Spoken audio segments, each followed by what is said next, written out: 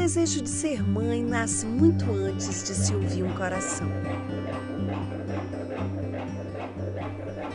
Mulheres com o sonho da maternidade. Se tornou praticamente, não posso dizer assim que prioridade, mas está dentro das minhas prioridades. Foi planejado, mas foi uma surpresa. E outras que nem sabem como reagir. Eu não pensava em engravidar novamente. Sim, para mim foi uma surpresa. Não queria de maneira nenhuma ter filho no momento. A partir de hoje você vai acompanhar em 12 episódios o Diário da Vida Gravidez. A apresentação é de Ilka Espírito Santo. Episódio de hoje, o desejo de ser mãe. Poder participar de um sonho, da chegada de um bebê, o que na verdade é o momento que se forma a mãe, se forma o pai, a formação de uma família, é o que norteia a minha vida há quase 28 anos.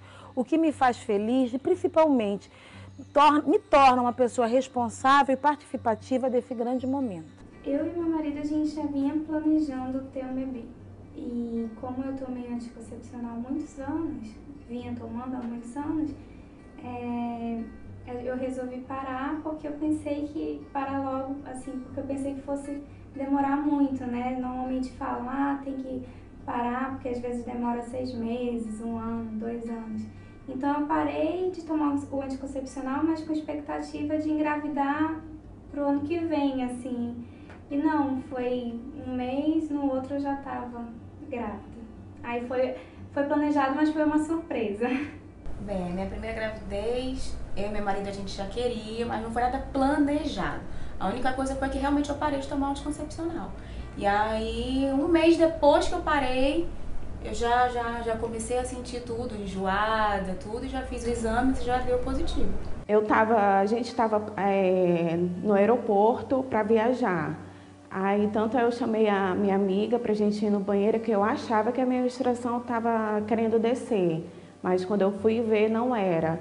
Eu passei mal tanto na ida para Santarém, quanto na vinda de Santarém também. Passei muito mal, querendo vomitar dentro do avião, mas fiquei pálida, querendo desmaiar, essas coisas. Mas não aconteceu nada disso. Eu tomava anticoncepcional, mas eu tinha parado de tomar.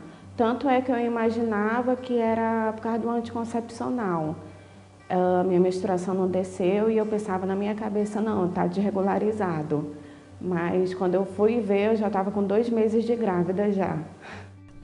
A ovulação é o período onde a mulher fica preparada para que ela possa ter a possibilidade efetiva de gravidez. Nesse momento, o ovário libera óvulos capacitados para que ocorra essa concepção. E nesse momento esse óvulo vai caminhar pelo útero, encontrar-se com o espermatozoide a nível de trompa, onde irá ocorrer a fecundação. Isso está nas mãos de Deus, né? Eu fico analisando, pensando, vendo mulheres ao meu redor, amigas minhas, né, que estavam na mesma situação que a minha, né, em querer engravidar, em querer ser mãe. E de uma hora para outra elas conseguem realizar o sonho da maternidade em ser mãe. Querendo ou não, isso mexe um pouco comigo, né? Eu fico pensando, poxa, por quê? Por que comigo tem que ser assim, né? Tem que ser desse jeito? E eu fico até um pouco assim, emocionada. Eu falei que eu não iria ficar. Porque isso mexe com a mulher, né? Mexe comigo, mexe com meu marido, que sonha em ser pai.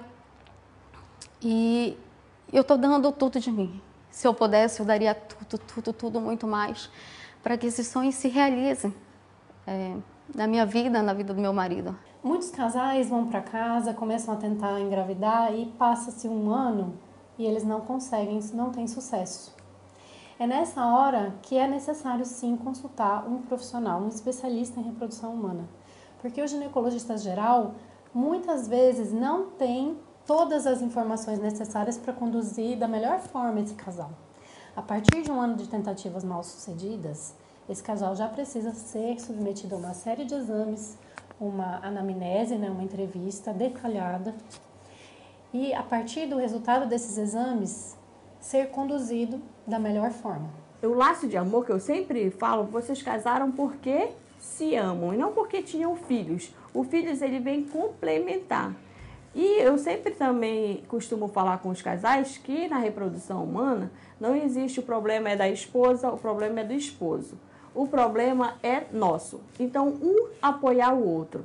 Claro que uma hora um vai estar mais forte que o outro e um precisa desse homem forte, às vezes, a mulher mais segura.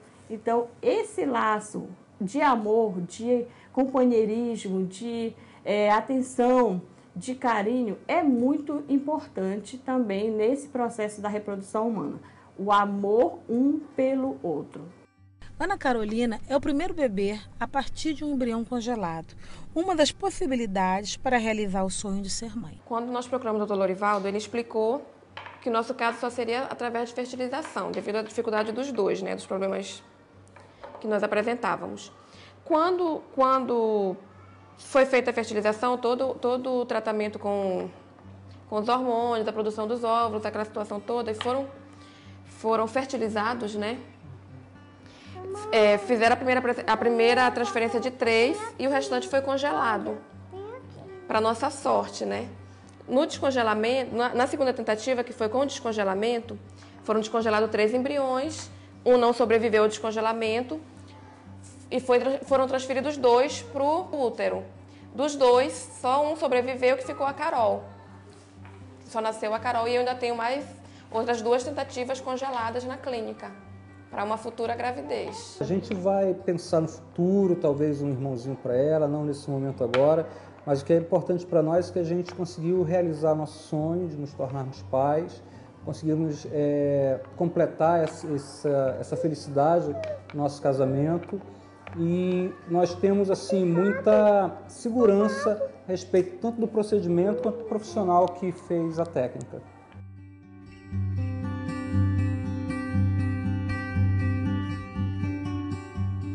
A gente entende a ansiedade de toda mulher que tenta engravidar e que não consegue por algum motivo.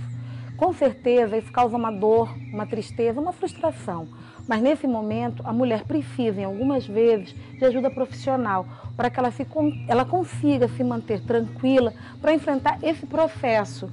Porque certamente isso vai levar um tempo para que ela consiga efetivamente esse sucesso. Então a gravidez psicológica ela existe sim. Os sentimentos que vêm durante a gravidez, os enjoos também, isso faz parte, né? A gravidez psicológica ela existe justamente por quê? Porque é um desejo que a mulher tem, né, de querer tanto estar grávida, ela não está. Então, o psicológico ele começa a agir mais ainda sobre o corpo, né? Então ela sente sonolência, ela sente enjoos, né? Isso começa a fazer parte mesmo, né, dessa gravidez que é somente psicológica. Hoje existem muitas tecnologias para auxiliar os casais na realização de ter um filho. A inseminação artificial, a fertilização in vitro, a ovodoação e a espermodoação são uma das tecnologias que podem ser avaliadas de acordo com cada mulher. O meu trabalho consiste desde quando o casal chega na clínica e faz a primeira consulta com os nossos médicos, Dr. Lorivaldo e doutora Eliane, e o primeiro exame que eu faço do paciente é do marido, é do homem, onde eu faço a análise do sêmen masculino, que é o exame de espermograma. O nosso exame não é como de um laboratório comum. Nosso exame da clínica de reprodução humana é um exame especial, é o espermograma com capacitação. Então o paciente tem que ficar em abstinência sexual de 2 a 7 dias. Eu gosto mais de trabalhar com uma abstinência entre 3 e 5 dias. E nós, então, o paciente coleta o sêmen e nós fazemos a análise desse sêmen para dar o diagnóstico, se ele vai passar por uma inseminação intrauterina ou por uma fertilização in vitro. Quando o sêmen do homem é colhido, ele é avaliado e preparado, dando a esse espermatozoide uma melhor capacidade de fecundação. Já a mulher, também ela é preparada com medicações para aguardar o melhor dia próximo à ovulação. Quando o diagnóstico não é possível para inseminação intrauterina, nós fazemos a fertilização in vitro. Aí se faz necessário, e os médicos vão estar falando um preparo todo especial para a mulher. E no dia certo, nós vamos coletar os óvulos, os médicos fazem a coleta dos óvulos da paciente e esse líquido folicular vem para o laboratório e a partir de então a gente começa a trabalhar, que é selecionando os óvulos, e nós selecionamos óvulos da qualidade correta para receber os espermatozoides do marido.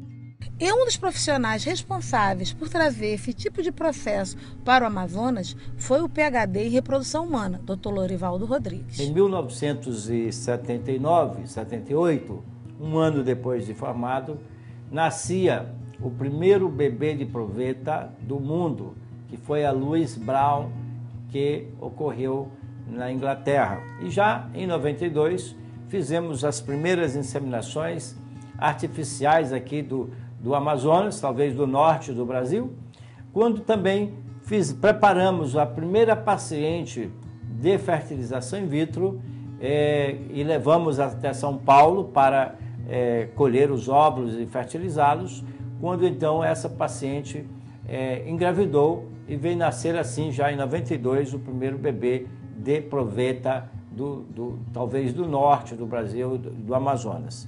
É muito importante esse planejamento familiar, dito familiar. Mas mais importante do que o planejamento familiar é o desejo familiar. Nem sempre a gente consegue planejar. Mas caso você tenha essa possibilidade, isso vai fazer uma grande diferença no fruto principal, que é o nosso bebê. Mas caso você não consiga fazer esse planejamento, o mais importante é o desejo, efetivamente, de ter esse filho.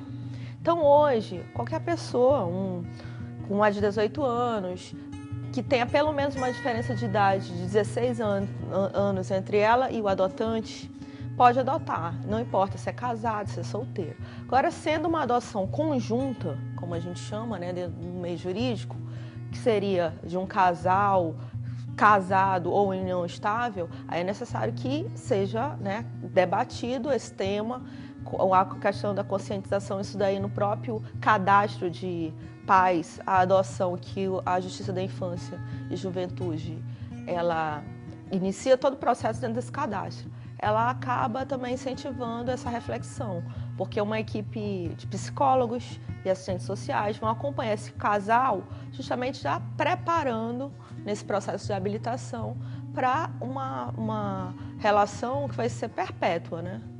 Então, o vínculo é para sempre. Eloy foi adotado ainda bebê. Sua mãe já tinha outros filhos, mas ela viu na adoção uma nova forma de amar.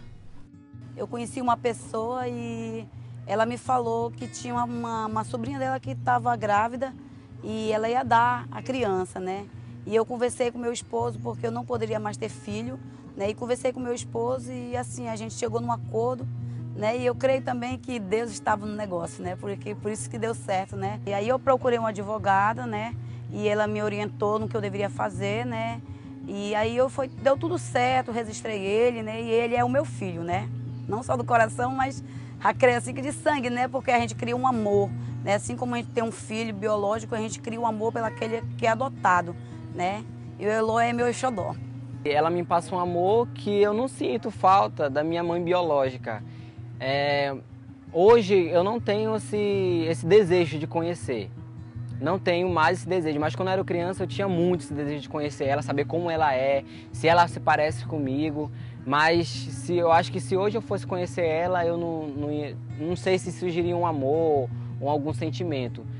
E a adoção, para mim, foi um presente, né? Como continua sendo um presente, que a cada dia mais eu venho ganhando surpresas, né? Cada dia mais eu venho sentindo carinho. E eu só tenho a agradecer essa mulher, né? Que está todo dia ao meu lado, né? E eu amo muito ela, eu tenho um amor grande, um amor infinito.